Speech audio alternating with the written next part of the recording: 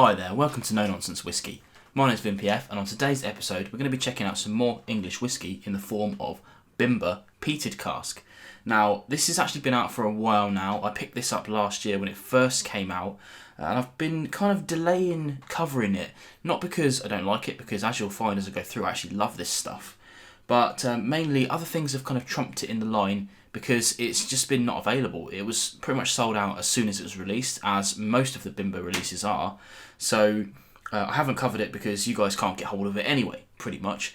But we've got around to it now, eventually, almost a year later after purchasing. But we'll get into it and see what we've actually got. Now, I haven't actually covered a full bottle of Bimber before. I've done a couple of videos of Bimber in the past, covering some samples and visiting their distillery and things like that. So if you are interested in seeing those videos, make sure you go and check them out after this one. This one here then is their first peated release. Most of their stuff is all different kind of finishes, but they're well known for a kind of really light and fruity, bold character. Obviously these guys are a new distillery. They've been around since 2016, that's when they started distilling. So this thing here, although it was released last year, will have a maximum of 4 years in the cask, probably 3 and something else. Don't know the exact date, but you know, it's youthful whiskey. It's youthful whiskey. It's a good percentage. It's 54.1%. It was fairly expensive at the time. It was £75 for me. I think maybe actually I might have got it a touch cheaper because I am a member of their club with a K.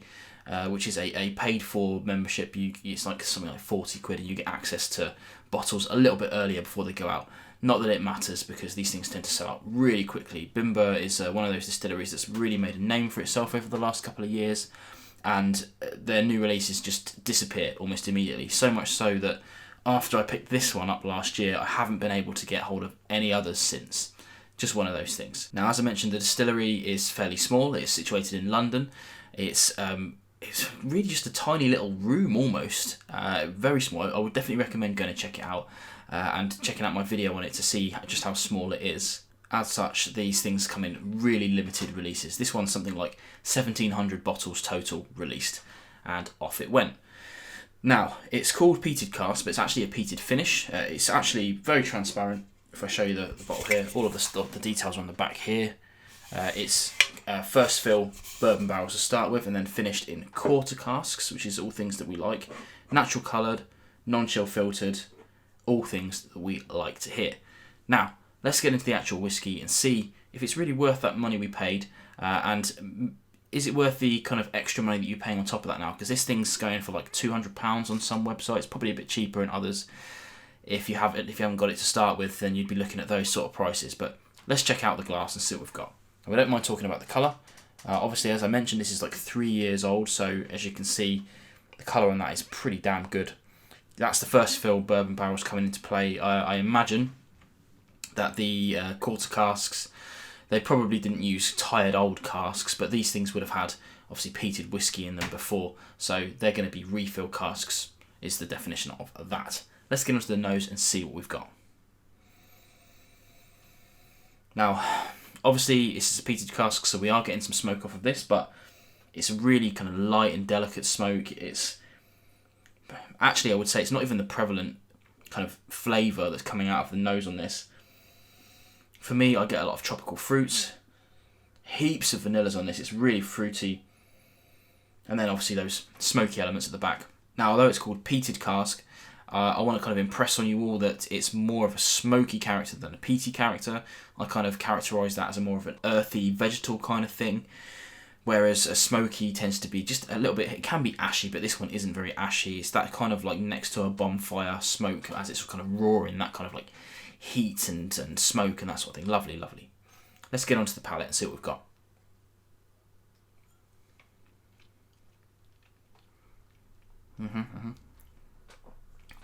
Again, treated to a lot more of those kind of fruity flavours, those tropical notes, those vanilla notes. On the back end, a waft of smoke, nothing too heavy, but it is a little bit more heavy than the nose. I'll have a sip then, please. It's got a really nice mouthfeel, it's really thick and viscous, I like that. And the finish is huge. Still going now. Nice wafts of warm, kind of juicy smokiness going on. It's a weird tasting note to have. and a peppery spiciness that's still going now. It's a really bold, but really well balanced flavour profile. All good stuff. Okay, so obviously I paid I can't remember exactly, but the retail was £75, so there and thereabouts. Very happy with that, exceptionally happy with that. Obviously this is young whiskey, so if you're looking for age statement stuff, you're not going to get that here, but as you know, if you watch my channel for any length of time, I am a big fan of youthful whiskey, especially when it's done really well. Now when you've got something that's about 3 years old, then you tend to get a kind of you get that kind of malted barley flavour, that kind of hay-like character coming through, and I don't get that at all in this. It might be being masked by the peat, but I have to say I doubt it. These guys, one of the things they're really good at is their cask choices. There are no bad casks going through Bimber, or if there are, they're not being sold to us. So these sorts of things are small craft distilling. They're doing things in an interesting kind of way. They're direct firing their stills. These are all extra costs, so it is going to be fairly expensive. There'll be skeptics out there, of course, because something's so new, selling out so fast. But if you've got bottles of these, I implore you to open them and try them. I'm sure if you've got them, then you're fans of Bimber anyway. And if you're looking into getting Bimber, then you have to be quick, I have to say. And I would say as well, please do open your bottles. There are a lot of people out there that are treating Bimber as an opportunity to flip and make a bit of money, which is almost guaranteed, I have to say. You can pick this up for £75 and then the next day you could sell it for 80, 90, 100 and even keep it a bit longer and sell it for even more, because they've got a really good reputation for making excellent whiskey very quickly. So yeah, my kind of casual point is, please do open your bottles eventually. I'm not saying have as many bottles open that I have, but please do open your bottles and drink your whiskey and share your whiskey amongst your friends. And if you do miss out on stuff like this, like I frequently do, I'm just not quick enough, then try to avoid paying the secondary market if you can, because that's going to help bring it down for everybody. If the flippers don't make more money off of it the next day, then they won't do it anymore.